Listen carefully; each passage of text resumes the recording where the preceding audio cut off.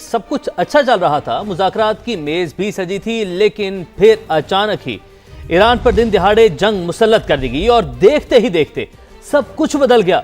हम बात कर रहे हैं सयाहत के हवाले से, क्योंकि इस जंग ने अरब और खलीजी ममालिक में सयाहत को बड़ी चोट पहुंचाई है। रमजान की रौनकें हों या ईद की खुशियां, सब कुछ मान पड़ गया है। सयाहों की सारी प्लानिंग धरी की धरी रह गई। साहिल से लेकर बुर्जुल अरब और बुर्जुल खलीफा तक सारा रश छट गया। जो सयाह मजे से दुबई में घूम फिर रहे थे, उनको अपनी जान के लाले पड़ गए। बिल्कुल, माली तौर पर बहुत बड़ा नुकसान हुआ है और हो रहा है दोनों तरफ। टूर ऑपरेटर्स हों या दुबई में मौजूद सयाह, और जिनके इरादे थे दुबई जाने के, सारी बुकिंग हो चुकी थी। कारोबारी अफराद की बिजनेस मीटिंग्स भी मनसूख करना पड़ गई। ईरान के खिलाफ अमेरिका और इसराइल ने जो महाज खोला है, उसके बाद सबसे ज्यादा दुबई में सयाहत को बड़ा धचका लगा है। अब लोग कहाँ घूमने फिरने जाएंगे, ये एक सवाल है।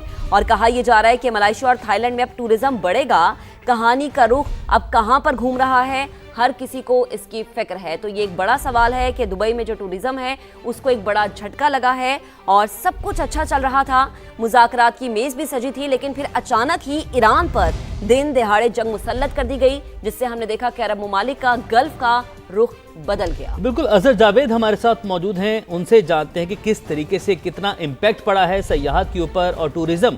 अब ये जो इंडस्ट्री है ये किस तरफ अब टिल्ट करेगी या शिफ्ट करेगी। अजहर, सारी सूरत हाल से हमें ज़रा हमारे नाज़रीन को अपडेट कीजिएगा कि चल क्या रहा है, होने क्या जा रहा है।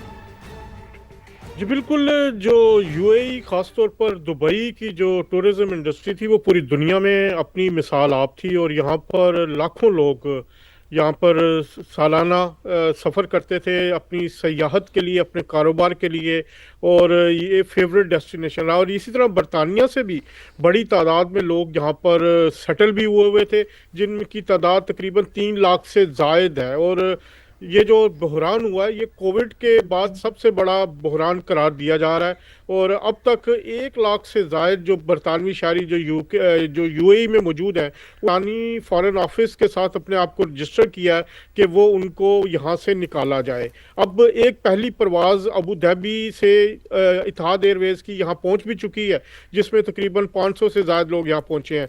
यहाँ पर सालाना तकरीबन जो मशरक़ वस्ता की सयाहत है, 56 अरब डॉलर के जो मुमकिन नुकसानात हैं उनको ये हो सकते हैं, क्योंकि तकरीबन 367 अरब डॉलर की ये टोटल इंडस्ट्री है जो पूरी ख़तरे में पड़ चुकी है इस वक्त।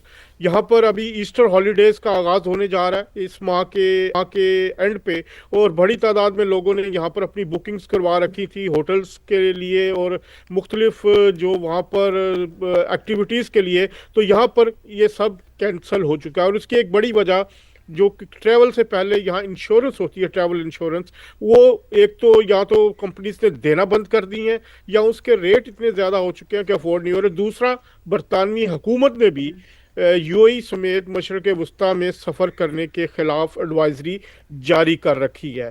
तो इसके अलावा जो वेकेशन रेंटल्स हैं, जो होटल्स के अलावा एयरबीएनबीज और दूसरी जो जगह किराए पर ली जाती थी, उनकी भी बुकिंग जो मार्च के महीने के लिए बुकिंग थी वो 8,450 से ज़्यादा बुकिंग्स मनसूख कर दी गई हैं। अब जो मुतबादिल प्लान है, ज़्यादातर लोग इस वक्त जो यूके से, यूरोप से, यूके से वो कर रहे हैं, वो पुर्तगाल जाएंगे, इटली और यूनान की तरफ ये शिफ्ट हो रहे हैं। इसके अलावा एक और जो, क्योंकि यूएई हब था ये दुबई ख़ास तौर पर ट्रैवल ट्रांजिट का, क्योंकि यहाँ से तमाम बड़ी जो ट्रैवल एजेंस लोग जाते थे, ख़ास तौर पर ऑस्ट्रेलिया, पाकिस्तान, इंडिया, इसके अलावा दीगर ममालिक के लिए। तो ये एक बड़ा बिल्कुल अजहर, आप दुरुस्त फरमा रहे हैं, क्योंकि दुबई में मेजॉरिटी जो उनका बिजनेस था वो था ही टूरिज्म पर। दुबई हो जाए, कतर हो जाए, हम देखते हैं कि यहाँ पर लोग आते हैं अपनी वेकेशंस को स्पेंड करने के लिए। अब साथ रहेगा मिडल ईस्ट फ्लाइट ऑपरेशन मुअत्तल होने के बाद मलेशिया दुनिया भर के सयाहों की तवज्जो का मरकज बन चुका है। इसी पर बात करेंगे, हमारे नुमाइंदे जियाउर रहमान हमें ज्वाइन कर चुके हैं। जिया बताएगा क्या आपके पास डिटेल्स हैं? हाँ जी बिल्कुल, मिडल ईस्ट के फ़्लाइट ऑपरेशन बंद होने के बाद लोगों ने ज़्यादातर मलेशिया का रुख करना शुरू कर दिया है। और इस वक्त मैं जिस होटल में मौजूद, इनका कहना है कि यहाँ पर 3 दिन से मुसलसल ऑनलाइन होटल की एडवांस बुकिंग जारी है और अगले 1 महीने तक इनकी पूरी एडवांस बुकिंग हो चुकी है। और इसी तरह शहर के बाकी होटल भी तकरीबन एडवांस बुकिंग में जा, और इस तरह फ़्लाइटें भी काफ़ी ज़्यादा आना शुरू हो गई हैं और लोगों ने ज़्यादातर मलेशिया का रुख करना शुरू कर दिया है। साथ रहेगा। फ्रांस और यूरोप से खलीजी ममालिक जाने वाले हज़ारों फ्लाइट्स मनसूख हैं, तो फ्रांस के लाखों शहरी मुख्तलिफ ममालिक में फंस गए हैं, जिन्हें निकालने के लिए चार्टर फ्लाइट चलाने का फैसला किया गया है। मालूमात हासिल करते हैं नुमाइंदा समा साहिबजादा अतीक, जो कि फ्रांस में मौजूद हैं। अतीक, बताइएगा। मशक़ वस्ता के ममालिक से यूरोप भर में आने वाली फ़्लाइट्स भी कैंसिल हो गई हैं, जिसकी वजह से हज़ारों लोग वहाँ पर फंस चुके हैं। इस वक्त फ्रांस के तकरीबन 4 लाख से ज़ायद शहरी खलीजी ममालिक में मुकीम हैं और हज़ारों लोग वहाँ पे बिज़नेस या सियाहत के लिए मौजूद हैं, जिनकी वापसी बहुत मुश्किल हो चुकी है। आस्ता आस्ता फ़ज़ाई सफ़र में जो रुकावटें थी वो दूर तो हो रही हैं, लेकिन अभी भी हज़ारों फ्रांसीसी शहरी जो हैं वो गल्फ़ के ममालिक में फंसे हुए हैं और उनकी अपनी हुकूमत से ये गुजारिश है कि उनको वहाँ से निकालने के लिए फ़ौरी इक़दामात किए जाएं। फ्रांसीसी सदर ने इस हवाले से ख़ुसूसी इक़दामात का ऐलान किया है और उन्होंने ये भी ऐलान किया है कि अगर ज़रूरत पड़ी तो फ्रांस और खलीजी ममालिक के दरमियान स्पेशल चार्टर फ़्लाइट्स चलाई जाएंगी। इस वक्त हज़ारों लोग जो फ्रांस से खलीजी ममालिक का सफ़र करना चाहते थे, उन्होंने अपनी फ़्लाइट्स कैंसिल कर दी हैं या अपना सफ़र मुकम्मल तौर पर मुअत्तल करके वो अगर सैर के लिए जाना चाहते हैं तो उन्होंने यूरोप के दूसरे ममालिक को इस पर तरजीह दी है।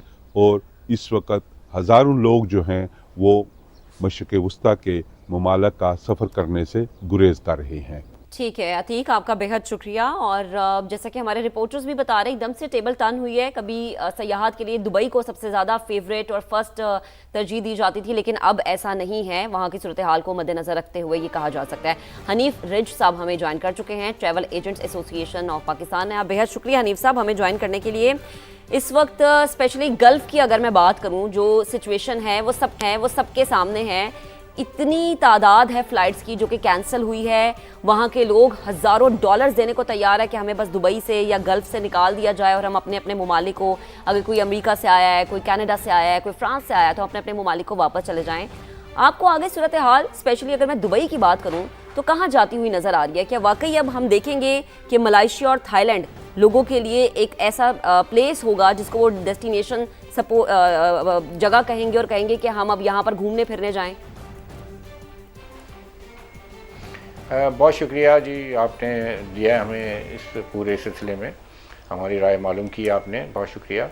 एक तो सबसे ज़्यादा हमें परेशानी है, जिसके लिए मैं आपको बताता चलूँ कि हम कंट्रोल होते हैं यहाँ पर आयाटा से। आयाटा एयरलाइन का जो मेन ऑफिस है वो सिंगापुर में है। और अभी मैंने कोई आधे घंटे कबल एक अर्जेंट मैसेज भी किया उनको, इसलिए कि प्रॉब्लम एक और आ गई है कि जो पैसेंजर जिन्होंने टिकट ख़रीद लिए हैं, अब उनकी फ़्लाइट नहीं चल रही है और वो ज़ाहिर है वो अपना पैसा उनको रिफ़ंड चाहिए। ये बहुत बड़ा अमाउंट बनेगा, जिसका फ़िलहाल कोई सही अंदाज़ा नहीं लगाया जा सकता।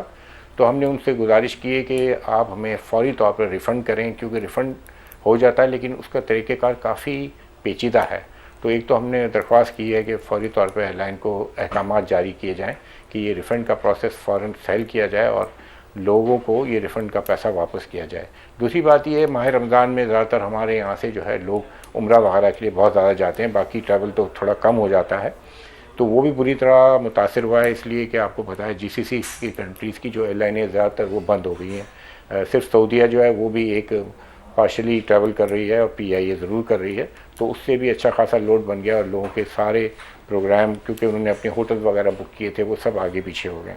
तो ज़ाहिर है ये परेशानियां तो एकदम से बड़ी हैं और आने वाले चंद दिनों में, जैसे आपके सवाल का दूसरा हिस्सा था कि बज़ाहिर तो यही लग रहा है कि जंग जो है अभी फ़ौरी तौर पे ख़त्म नहीं हो रही। अल्लाह करे, हम दुआगो हैं कि जल्द से जल्द ये जंग ख़त्म हो, इसलिए कि बेगुनाह लोगों का खून बहा जा रहा है। तो इसके लिए तो मेरा ख्याल है हम सबको तशवीश होनी भी चाहिए और है।